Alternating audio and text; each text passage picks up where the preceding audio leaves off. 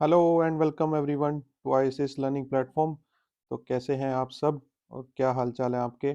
I hope all are doing good और सब लोग पढ़ाई कर रहे होंगे, मज़े कर रहे होंगे और अपने माँ बाप का नाम रोशन कर रहे होंगे। तो एनडीए का नया कोर्स हम लेके आए हैं। एनडीए का नाम सुनते ही कुछ बच्चों के मन में, हाँ कुछ ही सिलेक्टेड बच्चों के मन में ज़रूर खलबली मस्ती होगी। क्यों? क्योंकि सब लोग ये सपना नहीं देखते, सिर्फ सिलेक्टेड बच्चे ही ये एनडीए का सपना देखते हैं। तो एनडीए के कोर्स के लिए हम और हमारी टीम आईएसएस लर्निंग प्लेटफॉर्म इस साल एक अपग्रेडेड कोर्स लेके आई है, जिसके थ्रू आप मैथ और गेट दोनों सब्जेक्ट की एक होलिस्टिक मैनर में तैयारी कर पाएंगे। और मैं मोहित आपको मैथ टीचिंग कराने वाला हूँ, ठीक है? तो कोर्स का जो है इंट्रोडक्शन मैं आपको एक देना चाहूँगा कि क्या कितनी वेटेज होती है, कितने नंबर ऑफ क्वेश्चंस होते हैं, ठीक है? मैथ का कितना पोर्शन है, गेट जीके का कितना पोर्शन है, क्या इसकी एलिजिबिलिटी है, क्या इसका कट ऑफ ट्रेंड है। तो सबसे पहले अगर पेपर्स की बात की जाए तो इसमें रिटन स्टेज में दो एग्जाम्स होते हैं। पहला मैथ का पेपर और दूसरा गेट का पेपर। मैथ के पेपर की जो वेटेज होती है दैट इज 300 मार्क्स, ठीक है? और गेट के पेपर की जो वेटेज है दैट इज 600 मार्क्स। मैथ का पेपर में आपको 120 क्वेश्चंस देखने को मिलेंगे और गेट के पेपर में आपको 150 क्वेश्चंस देखने को मिलेंगे। मैथ के पेपर में पर क्वेश्चन जो वेटेज रहेगी दैट विल बी 2.5 मार्क्स और गेट के पेपर में पर क्वेश्चन जो वेटेज होने वाली है दैट इज 4 मार्क्स पर क्वेश्चन। दोनों ही पेपर में नेगेटिव मार्किंग होने वाली है 1/3। यानी कि जैसे ही आपने 3 क्वेश्चंस गलत किए तो आपका एक जो सही क्वेश्चन है वो कट हो जाएगा। Okay, you will lose mark of one right question if you go 3 wrong questions।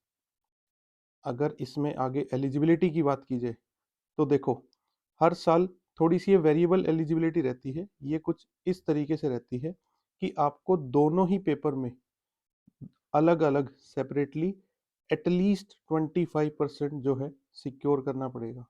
देखो दोस्तों, ये हर साल चेंज होता रहता है according to number of seats, according to the competition. इसमें कभी ये लो होके 20% तक गया है, कभी ये 30% तक भी गया।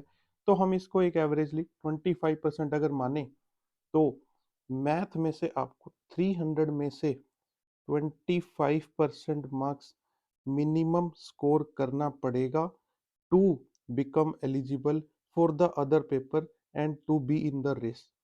और 25% मार्क्स की अगर बात करें तो वो लगभग 75 मार्क्स के अप्रोक्स हो जाते हैं।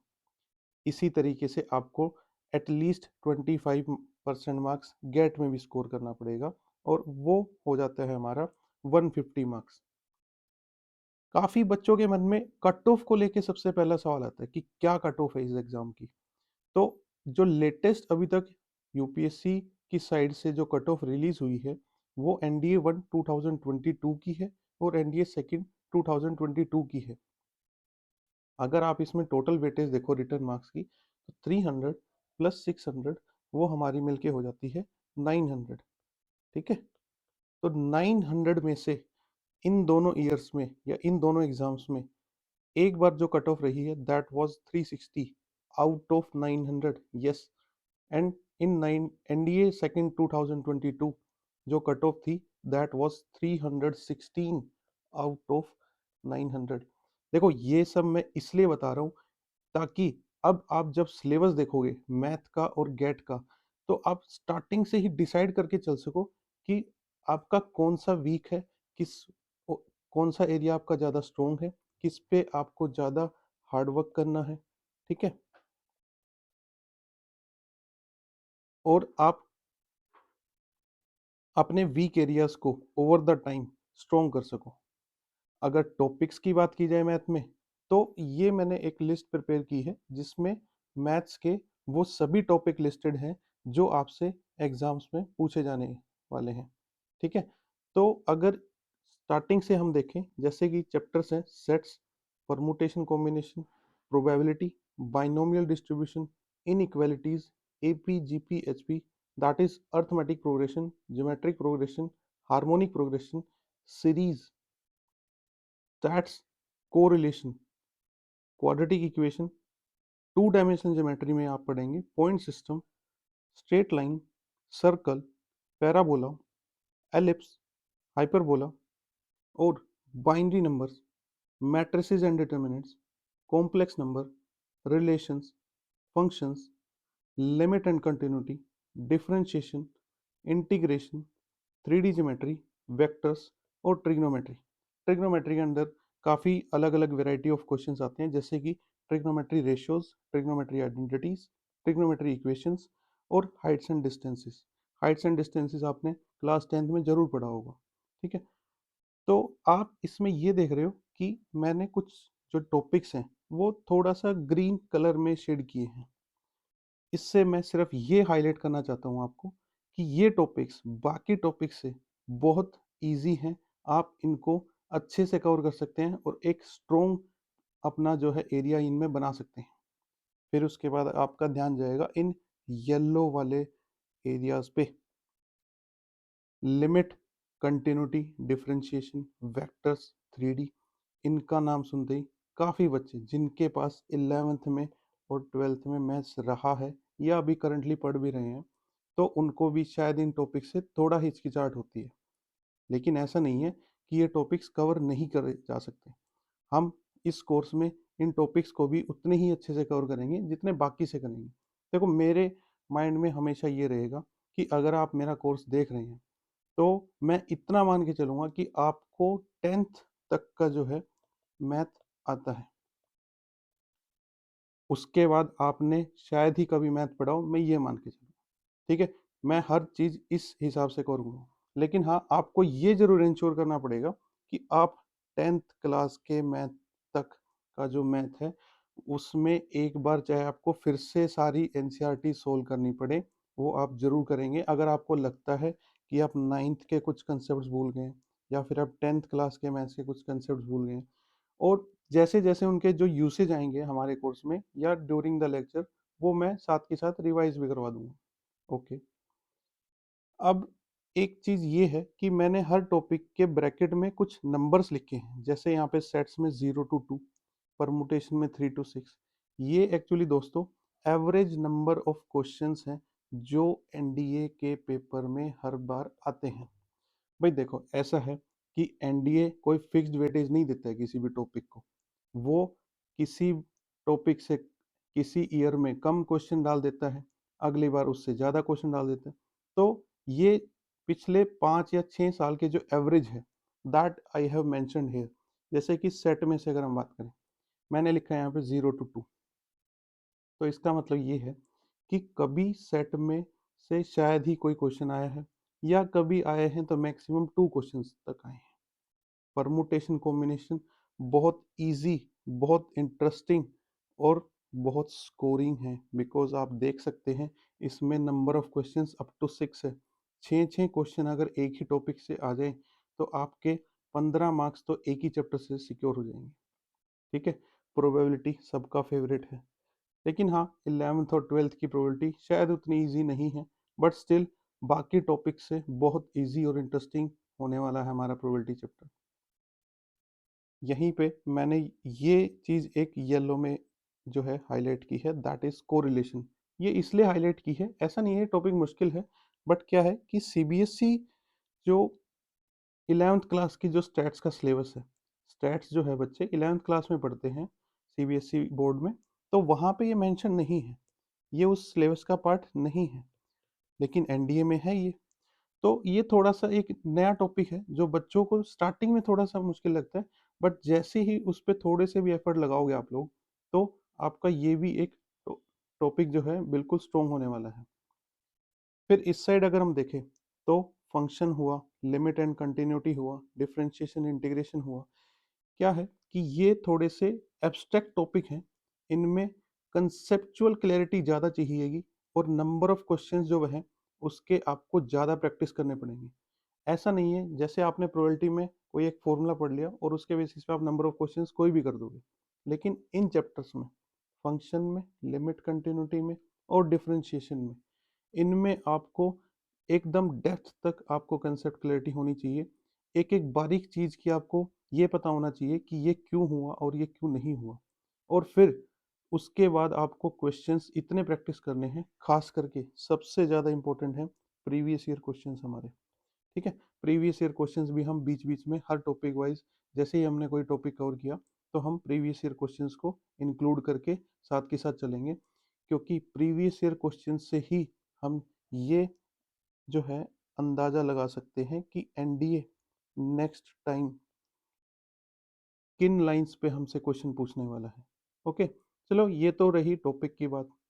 फिर नेक्स्ट जो सबसे ज़्यादा डाउट आती है बच्चों के माइंड में, वो ये आती है कि मैथ के पेपर को कैसे क्रैक किया जाए। और इससे भी बड़ी एक जो मिथ है, मतलब काफ़ी स्टूडेंट्स में मैंने देखा है ये मिथ है कि एनडीए जो है वो सिर्फ साइंस या फिर मैथ स्टूडेंट्स के लिए ही एलिजिबल हैं। ऐसा मैंने काफ़ी बच्चों से सुना है कि उनको ऐसा लगता है। नहीं, ऐसा बिल्कुल भी नहीं है। यस, ऐसा बिल्कुल भी नहीं है, इसको अपने दिमाग से निकाल दो। आप चाहे किसी भी स्ट्रीम के स्टूडेंट्स क्यों ना हो, यस, आप चाहे किसी भी स्ट्रीम के स्टूडेंट्स क्यों ना रहे हो, 11th 12th में आपके पास चाहे कोई भी सब्जेक्ट क्यों ना रहा हो, आप एनडीए के लिए एलिजिबल हो। हाँ, बस इतनी रिक्वायरमेंट है कि उसके दो पेपर हैं, पहला मैथ का और दूसरा गेट का। इन दोनों पेपर में आपको सेपरेटली भी 25% 30% सिक्योर करना है, और ओवरऑल जो हर साल कट ऑफ आती है उसको भी आपको क्रॉस करना है। अब मैथ के टॉपिक की आप लिस्ट देख चुके हो, उन टॉपिक्स में से आप ये जान चुके हो कि कौन से रिलेटिवली इजी हैं, कौन से रिलेटिवली मॉडरेट लेवल के हैं, किस पे आपको ज़्यादा काम करना पड़ेगा। ठीक है, और मेरे साथ साथ आप मैथ का हर topic right from scratch, yes, मैंने ये कहा था कि मैं ये मान के चलूँगा, आप मेरी वीडियो 10th का मैथ पढ़ने के बाद देख रहे हो, 10th के बाद आपने ज़िंदगी में कभी मैथ नहीं देखा होगा शायद, 1 साल में या 2 साल में। ठीक है, तो उतने लेवल का आप अच्छे से कर लो 10th तक का, उसके आगे की मेरी गारंटी है। तो आप चाहे आर्ट के हों या कॉमर्स के हों, आप एलिजिबल भी हैं और आप कैपेबल भी हैं एनडीए को क्लियर करने के लिए। बस आपको क्या चाहिए, आपको चाहिए कंसिस्टेंसी। भाई, अगर कोई सपना देखा है, कोई ड्रीम देखा है हमने, तो उसके लिए कंसिस्टेंसी चाहिए। वे सपने कभी सच नहीं होते जो आज देख लिए और उसके लिए फिर हमने कोई काम 1 दिन किया, 2 दिन किया और फिर उसको करना छोड़ दिया। नहीं, कंसिस्टेंसी, रेगुलरिटी, एक बार ठान लिया तो बस करना है, बीच में ड्रॉप नहीं करना है। और आज पढ़ेंगे, कल पढ़ेंगे, परसों पढ़ेंगे, चाहे थोड़ा पढ़ें, किसी दिन हो सकता है हमें हमारी हेल्थ ठीक नहीं है या फिर कोई भी इमरजेंसी आ गई है, तो उस दिन अगर हम किसी भी कारण से नहीं पढ़ पाए हैं, तो उसका जो बैकलॉग है वो जस्ट नेक्स्ट डे या एज सुन एज पॉसिबल जो है हम कवर करेंगे अपना। ठीक है, अगर ये चीज़ें आप इंश्योर करते हो, और मैथ के लिए दो सबसे मेन चीज़ें हैं, एक प्रैक्टिस और एक कंसेप्ट क्लैरिटी। ये दो चीज़ें अगर आप मैथ में लेके चलते हो, तो मैथ के पेपर में आपको एक अच्छा स्कोर लाने से कोई नहीं रोक सकता। मैंने कुछ बच्चों को ऐसे देखा है कि वो या तो बिना कंसेप्ट क्लैरिटी के प्रीवियस ईयर क्वेश्चन स्टार्ट कर देते हैं सोल्व करना, या फिर कोई वीडियो चला के बैठ जाते हैं कि इसमें से सिर्फ हम सॉल्यूशंस देखते रहेंगे और हमारे माइंड में जो है उनके सॉल्यूशंस क्लियर हो जाएंगे। वो उस टाइम के लिए तो आपको समझ में आ जाते हैं, लेकिन एग्जाम प्रेशर में आपको बिल्कुल कुछ नहीं आता, बिल्कुल कुछ भी याद नहीं आता, और फिर एग्जाम से बाहर निकलते ही हमें ये लगता है कि ये तो हमने पढ़ा था, बट क्यों नहीं हमें याद आया। वो because of lack of practice. आप उस कंसेप्ट को इतने बार प्रैक्टिस नहीं करके जाते हैं कि आपके वो कॉन्शियस और सबकॉन्शियस माइंड में दोनों में अच्छे से वो जो है छप जाए। तो कोई भी चीज़ आपने नई, जो नई चीज़ है, कोई भी ऐसी नई चीज़ जो आप पढ़ेंगे, उसकी सबसे पहली तो कंसेप्ट क्लैरिटी करेंगे, उसके बाद उस कंसेप्ट को इतना प्रैक्टिस करेंगे, उसके नंबर ऑफ क्वेश्चंस प्रैक्टिस करेंगे। क्वेश्चंस कहाँ से प्रैक्टिस करने, सबसे पहले आपको एनसीईआरटी सोल्व करनी है, चाहे वो 9th की क्यों ना करनी पड़े आपको, 10th की क्यों ना करनी पड़े, 11th और 12th की क्यों ना करनी पड़े। ये आपका फर्स्ट स्टेज है कि आप अपनी एक रैंक सिक्योर करना चाहते हैं अगर एनडीए के पेपर में। सेकंड लेवल जो है वो मैं आपको क्वेश्चंस करवाऊंगा प्रीवियस ईयर क्वेश्चंस में, या फिर अदर सोर्सेज से मैं आपको क्वेश्चंस प्रोवाइड करवाता रहूंगा अपनी हर वीडियो के बाद। ठीक है, ओके। तो आज आप, अगर मान लो आज आप ये वीडियो देख रहे हो, तो आपका आज का सबसे पहला होमवर्क ये है कि आप जो भी लेटेस्ट मैथ का क्वेश्चन पेपर अवेलेबल है, यूपीएससी की साइट पे जाइए, वहाँ पे previous year question paper section में जाइए और एनडीए का जो भी लेटेस्ट क्वेश्चन पेपर अवेलेबल है उसको डाउनलोड करके सिर्फ रीड ना करें बल्कि उसको स्टडी करें। ये जो पिछले पेज पे जो ये मैंने लिस्ट दिखाई ना टॉपिक्स की, इनको मैच करें, इनको देखें कि सेट में से कितने क्वेश्चन आए हुए, इंटीग्रेशन के कितने क्वेश्चन आए हुए। देखो, अगर आपने 10th के बाद मैथ नहीं पढ़ा है या पढ़ा भी है, हो सकता है आपको 120 क्वेश्चंस में से एक दो ही क्वेश्चन की स्टेटमेंट समझ में आए और बाकी किसी की स्टेटमेंट नहीं समझ में आए, बट आप उसको फिर भी एक बार 120 के 120 क्वेश्चंस को रीड करिए और स्टडी करिए। क्योंकि जब आप तैयारी कर रहे होंगे, जब आप मान लो कि हम नेक्स्ट क्लास जो है सेट थ्योरी की करने वाले हैं, तो आपके माइंड में आना चाहिए कि हाँ उस पेपर में ऐसा कोई क्वेश्चन तो था, इस कंसेप्ट से रिलेटेड कुछ तो था। और फिर से आप उस क्वेश्चन पेपर की पीडीएफ को ओपन करके उसमें देखिए कि हाँ ये क्या क्वेश्चन था, आज हमने जो क्लास में पढ़ा है, और ये जो एनडीए में जो एक क्वेश्चन आया हुआ है, क्या इनमें आपस में कोई लिंक है, क्या हम आज की क्लास देखने के बाद ये क्वेश्चन सोल्व कर पाएंगे। ठीक है, हो सकता है आप फर्स्ट टाइम में नहीं कर पाए, हो सकता है आपको फिर से वो वीडियो देखनी पड़े या फिर से कोई कंसेप्ट रिवाइज करना पड़े। लेकिन अगर आप ऐसे दोनों चीज़ों को साथ लेके चलेंगे, क्या, जो हम वीडियो में जो कंटेंट पढ़ने वाले हैं वो, और जो एनडीए के प्रीवियस ईयर क्वेश्चंस हैं, अगर आप इन दोनों को एक साथ अपनी टेबल पे लेके चलते हैं, तो आई एम श्योर कि आप उस पेपर में इतना अच्छे से स्कोर करोगे ना कि मतलब आपका फिर सिलेक्शन कोई नहीं रोक सकता। तो इस इंट्रोडक्शन वाली वीडियो में मैं सिर्फ इतना ही बताना चाहता था कि क्या हम टॉपिक कवर करने वाले हैं, कैसे कवर करने वाले हैं। ठीक है, तो अब इससे आगे तो आपके ऊपर ही है कि आप जस्ट एक कैजुअली इस एग्ज़ाम को ट्राई करना चाहते हैं, या आपने एक कुछ सोच के ये सपना देखा है। ठीक है, आप में वो जुनून है कि आप सिर्फ आर्म्ड फोर्सेस में ही ऑफिसर बनना चाहते हैं। वही देखो, 12th क्लास लेवल पे अगर बात की जाए ना, और ऑफिसर रैंक की बात की जाए, तो अकेला एक एनडीए ही है जो आपको ऑफिसर बनने का मौका दे सकता है, जो आपके शोल्डर्स पे 3 स्टार्स